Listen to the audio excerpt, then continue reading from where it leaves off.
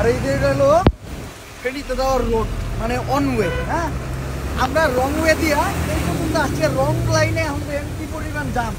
আর এই যে রাস্তাটা পুরাটা তলায় আছে পানি, ওই সাইড থেকে ইন্ডিয়ার পানি ছেড়ে দিছে, পুরো রাস্তা অলরেডি তলায় গেছে। আমার যতটুকু মনে হয়, আমি মানুষের জিজ্ঞাসা করে যতটুকু জানতে পারলাম, সামনে পুরাটাই তলায় গেল। ট্রাক ট্রুক মানে ভয়ে আসতেছেই না এদিকে। এমনিতে চলাচল করা যায়, কিন্তু ট্রাকওয়ালারা ভয়ে আসতেছে না।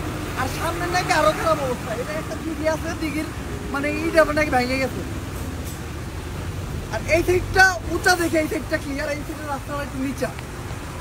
তো আপনারা যারা ফেনীর উদ্দেশ্যে আসতেছেন, অনেকে আসতেছে আজকে আমার মেল করে জানাইছে, যারা আসতেছেন একটু কেয়ারফুলি, মানে আপনারা যদি বিকল্প কোনো রাস্তা জানেন বা বোট বা নৌকা এগুলো জানেন, তাইলে রওনা দেন। হ্যাঁ, নয়তো আপনারা জিনিসপত্র নিয়ে, ট্রাক নিয়ে, পিক আপ নিয়ে এদিকে আসতে পারবেন না। আমরা বাইক নিয়ে যেতে পারতেছি না, আপনার ট্রাক পিক আপ নিয়ে কেমনে যাবেন? আমার যতটুকু মনে হয় এখন কুমিল্লার দিক থেকে থাইকা ওইখান দিয়ে কোনো বোট ম্যানেজ করে এদিকে আসা ছাড়া আর কোনো ওয়ে নাই আপাতত। আর পানি, অনেক পানি, পানি বাড়তেই আছে, বাড়তেই আছে, বাড়তেই আছে। আমার মনে হয় 10 থেকে 20 মিনিটের ব্যবধানে মনে হয় প্রায় কয়েক ইঞ্চি পানি বাড়ছে।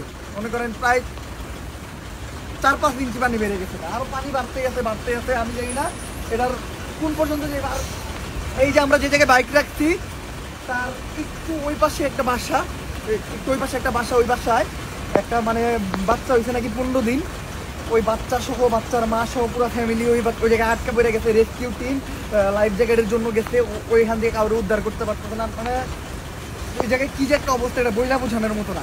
আমি সিলেটের বন্যার ভয়াবহতা ওইভাবে দেখিনি, কারণ আমি প্রথম দিকে ছিলাম না।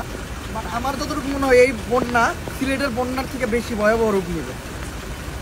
তো আপাতত আমরা দেখি কি করতে পারি, ওদিকে যাইতে পারি নাকি আমরা ব্যাগ দিতে কি করতে পারি একটু দেখি।